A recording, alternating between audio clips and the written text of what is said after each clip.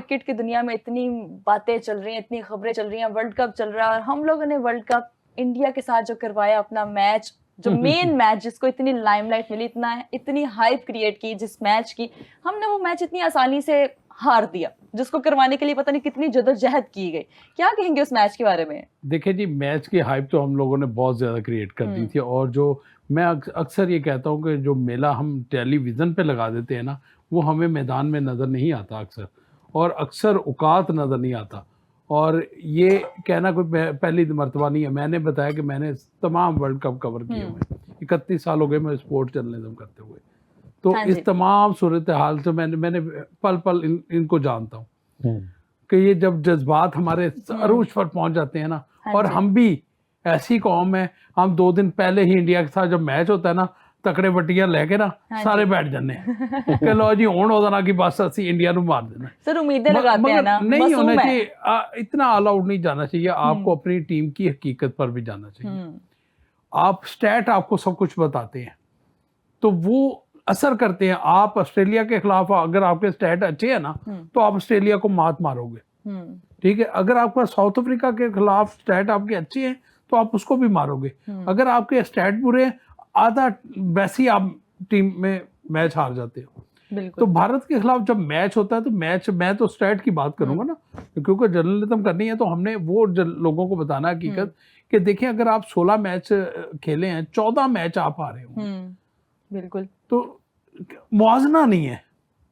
फिर आपने मुआवजा करना है तो फिर उनके प्लेयर्स का, पाकिस्तान के प्लेयर्स के साथ मुआवजा करें। मैं हमेशा कभी नहीं कहता बाबर आजम विराट कोहली, बाबर आजम है, बिल्कुल विराट कोहली ठीक है, वो विराट कोहली है, ये बाबर आजम है, ठीक है। बाबर आजम की क्लास कुछ और है, विराट कोहली की क्लास कुछ और है, रोहित शर्मा की क्लास कुछ और है, इसी तरह शाहीन अफरीदी की क्लास कुछ और है। वो अपनी क्लास में खेलते हैं।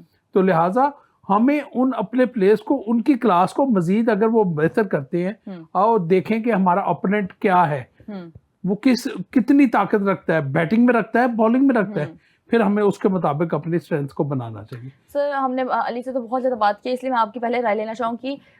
एक मेरा सवाल है कि हमारी शिकस्त का जिम्मेदार कौन है? कैप्टन है या जो 3 प्लेयर्स हम बहुत ज़्यादा डिस्कस कर रहे हैं, शाहीन, शादाब और बाबर, क्योंकि ये हम 3 प्लेयर्स लेके इसलिए गए थे, बड़े नाम है, ये प्रेशर हैंडल कर लेंगे, प्रीमियम बॉलर्स हैं, कोई बैट्समैन हमारा बाबर आजम अच्छा परफॉर्म करेगा। तो ये 3 जो हम बड़े नाम लेके गए हैं, या फिर हमारे कैप्टन जिम्मेदार है हमारी हार का? मरियम, मुझे इस बात का जवाब दो, क्या ये बड़े नाम नहीं है? ठीक है, सबसे पहली बात ये है कि आपके कप्तान ने मैच के अंदर, जो हम देखते हैं ना सूरत हाल, टेलीविजन आया, हमारा एक प्रोग्राम चल रहा होता है, एकदम कोई ब्रेकिंग आई, हमें फौरी तौर पे वो चेंज करके या साइड पे विंडो बनानी पड़ती है, या उसके वो ऊपर टॉप पे चलाना पड़ता है, हेडर चलाना पड़ता है। ये देखें, ये उस न्यूज एडिटर का, उस असाइनमेंट एडिटर का सबसे पहला काम है कि वो फौरी तौर पर उस पर तब्दीली लाए। अगर भारतीय टीम के खिलाड़ी मार रहे थे, बुरी तरीके से मार रहे थे, तो फौरी तौर पर कप्तान ने फैसला मैदान में करना था, बिल्कुल, ठीक है, ना कि वो बाहर देखता कि उसे जो मैच से पहले एक स्क्रिप्ट दिया गया था कि पहला ओवर तुमने करना है, दूसरा ओवर इसने करना है, तीसरा इसने, वो स्क्रिप्ट के मुताबिक अपने बॉलर्स को मैदान में खिलाता रहा। बिल्कुल। तो ये इसीलिए कहते हैं कप्तानी जो है ना, वो घर से कोई नहीं सीख के आता, मैदान में आके सीखता है। इसलिए हमने असल फैसले आपने मैदान में लेने हैं और मैच के अकॉर्डिंगली आपको फैसला करना है। तो मुझे बताएं अली, आप बताएं कि उस्मान तारिक जो हम ट्रम्प कार्ड लेकर गए हैं, हमने क्यों इतना इंतजार किया अपने ट्रम्प कार्ड को 11वें ओवर के अंदर लेकर आने का, जब हम लोग देख चुके हैं कि 10 ओवर तक हमने 5 बॉलर्स को ट्राई दे दिया और 5 बॉलर्स हमारे बुरी तरह से मार खा चुके हैं, लेकिन जिसका इतना डर था, इतना खौफ था उस्मान तारिक का, उसको हम 11वें ओवर दे रहे हैं। अच्छा, मैं, आपको याद होगा मैच से पहले जब हमारी बात हो रही थी, तो मैं तो पहले इस हक में नहीं था कि उसे खिलाया जाए उस्मान तारिक को, क्योंकि उसका जो मैंने कहा था कि एक खौफ जो सेट हो गया है वो आप रहने दें। ये मैच इतना ज़रूरी नहीं था, क्योंकि मेरे ख्याल में आप सुपर 8 के लिए क्वालिफाई आपने कर ही जाना है। हार जीत तो खैर खेल का हिस्सा है, हम इसको थोड़ा सा किसी और तरीके से भी खेल सकते थे। जो बात आप कर रही हैं, बड़ी उम्मीद थी इस चीज़ की कि उसको पावर प्ले में यूटिलाइज किया जाएगा, लेकिन मुझे ऐसा लगता है कि इन्होंने अभिषेक शर्मा के लिए फिर से जो एक प्लान किया था वो किसी हद तक कामयाब रहा। मतलब जैसे आगा के बारे में पता चला कि वो 3 दिन से पहला ओवर करने की प्रैक्टिस कर रहे थे और उन्होंने उसको मतलब इम्प्लीमेंट किया उस प्लान को, तो वो कामयाब रहे। उसके बाद मुझे नहीं समझ लगती कि इंडिया के अगेंस्ट ही क्यों आगा की कैप्टनसी में वो कमजोरियां आती हैं।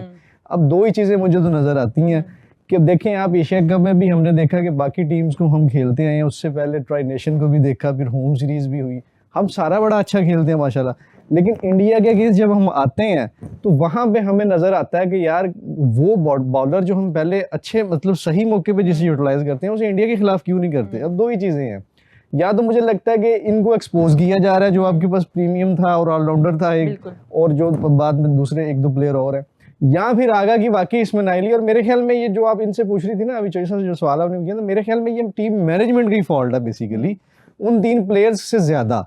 उसकी रीजन क्या है, अब बाबर के पास 11 साल 12 साल का एक्सपीरियंस है, वो 2-3 मेगा इवेंट्स खेल भी चुका है, कैप्टनसी भी कर चुका है, मेगा इवेंट 8 मेगा इवेंट्स खेल चुका है, और मेरे ख्याल कितनी कैप्टनसी उसने की है उसने लंबे अरसे तक कैप्टनसी इवेंट्स में। अच्छा उसने, मैं आपको बताता हूँ 2019 के वर्ल्ड कप में वो सिर्फ खेला था बतौर प्लेयर, और वो वर्ल्ड कप भी खेला। 19 के बाद 21 का वर्ल्ड कप आया, वो भी खेला। उसके बाद 22 का वर्ल्ड कप ऑस्ट्रेलिया में हुआ, वो भी खेला। फिर 23 का वर्ल्ड कप इंडिया में हुआ, वो भी खेला। फिर 24 का वर्ल्ड कप अमेरिका में वो खेला। 25 की चैंपियंस ट्रॉफी वो पाकिस्तान खेला। लेकिन परफॉर्म आखिरी बार मेरे ख्याल से 2021 और 22 में वो न्यूजीलैंड के खिलाफ उनकी सिर्फ 1 सेंचुरी मिलती है सेमीफाइनल में आई थिंक, और वही थी। अच्छा ये 4-5 इवेंट ये खेल चुका है, ठीक है, तो फिर नाहिल वो है बेसिकली जो इसे खिला रहे हैं दोबारा। बिल्कुल उसके पीछे कोई सक्सेस नहीं है, सिवाय उसके पर्सनल। इसके पीछे एक छोटी सी मैं बात करूंगा, आपकी बात काटने की माजरत।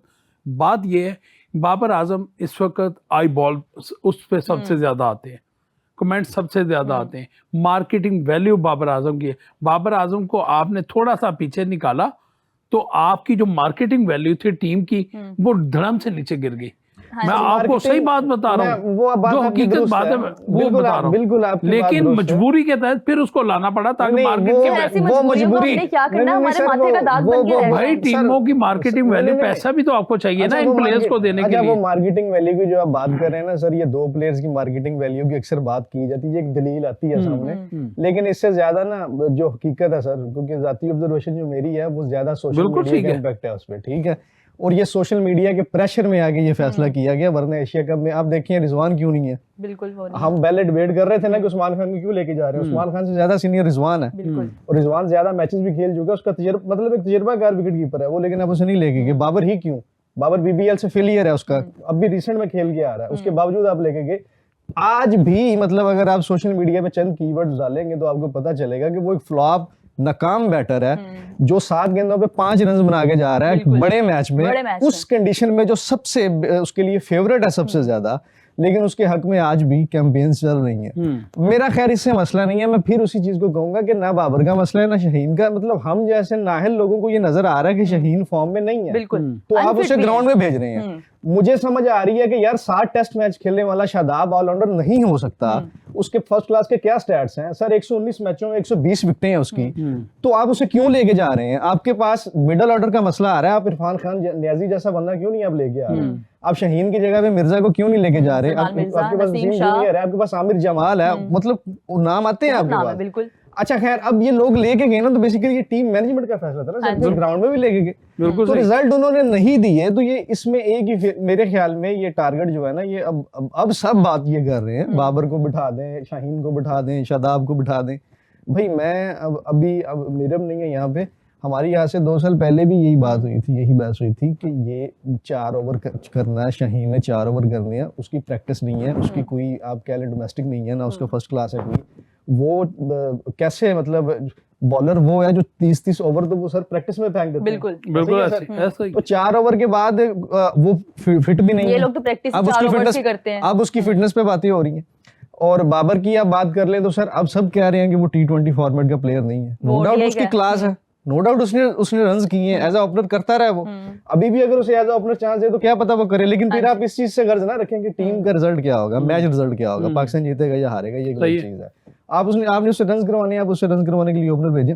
सो अभी ये लोग जो कह रहे हैं कि वो T20 का प्लेयर नहीं है, वो T20 के लिए बना नहीं है, तो मेरे ख्याल में यार ये चीजें बड़ी पहले नोटिस में आ जानी चाहिए थी, इन चीजों पे पहले वर्किंग होनी चाहिए थी। स्टीव स्मिथ को हमने देखा, उसने अपने आप को इम्प्रूव किया, उसने अपना स्ट्राइक रेट बेहतर किया, उसने अपनी शॉट्स में वो वैरायटी लेके आया। सो जिन्होंने मेहनत करनी होती है वो मेहनत करते हैं, वो टेस्ट क्रिकेट को तरजीह देते हैं, और क्या कहते हैं उसे, वो फर्स्ट क्लास को तरजीह देते हैं। सिलसिले Practice से को। अभी बीपीएल में सेंचुरी भी मारी लास्ट सर वो मैच में। T20 में आप देखें ना वो कैसे ऊपर आया वो लड़का, 150 प्लस से आई थिंक उसका स्ट्राइक रेट चला गया। उनको जरूरत भी नहीं है, मतलब ऑस्ट्रेलिया का एक नाम था, खैर अब वो ठीक है, 2021 से उन्हें भी ऑस्ट्रेलिया मार बाहर पड़ी भी हो है, गई आज। 2021 के बाद से मतलब उन्हें मार पड़ रही है T20 में, लेकिन वो इम्प्रूवमेंट की कोशिश कर रहे हैं, नजर आता है। यहाँ पर ये चीज नहीं है। नहीं थोड़े से बदकिस्मत भी रहे ना कि टीम के आने से पहले उनका जो कैप्टन है वो पैट हाँ कमिंस जी। वो इंजरी मिसाइल की वजह से आउट हो गए। फिर जब यहाँ पर आए तो जो मिचेल मार्श था वो भी इंजरी मिसाइल और फिटनेस से 2-4 है। फिर उसके बाद 3 कप्तान तो उनके तब्दील हो गए वर्ल्ड कप से सर वॉलीबॉल। उसमें भी आप देखें ना 21 में आई थिंक ये चैंपियन बने हैं। 21 के बाद से T20 फॉर्मेट में ऑस्ट्रेलिया जो है वो सेमीफाइनल तक नहीं आ सका। बिल्कुल ऐसे ही। ऑस्ट्रेलिया की बेसिक जो गेम हम देखते थे, मतलब मैं अगर नहीं देखूं उसमें 2 इवेंट हुए, एक 22 का ऑस्ट्रेलिया में हुआ ये मिचेल- उनके होम ग्राउंड पर, फिर उसके बाद 24 का अमेरिका में हुआ, ये उसके बाद ये हुआ। अब ये देखें ना कि ऑस्ट्रेलिया मतलब जो इसका खौफ था, जो 300 टारगेट का जिसने ट्रेंड सेट किया ओडीआई में, जो मतलब वाइट बॉल में हम देखते थे कि बड़ा जबरदस्त, रेड बॉल में भी हुआ, तो वो तीसरी दफा मुसलसल वो सेमीफाइनल तक नहीं जा रहा। ठीक नहीं है, मगर उसने 23 का उसने वर्ल्ड कप का टाइटल भी तो जीता ना मैं T20 भारत फॉर्मेट- में। मैं T20 फॉर्मेट की बात कर रहा हूं। हाँ वो तीसरा आ गया। T20 फॉर्मेट हाँ, बिल्कुल T20 फॉर्मेट एक अलग है बेसिकली। हाँ। यही चीज यही कुलिया असल में जो मैं बात करना चाह रहा हूँ कि ये फॉर्मेट बिल्कुल अलग है। बिल्कुल अलग है। क्रिकेट इससे भी शॉर्ट हो चुकी है, इससे भी 10 पे आ गई। T10 में आ गई है। तो डिमांड उन प्लेयर्स की है बेसिकली,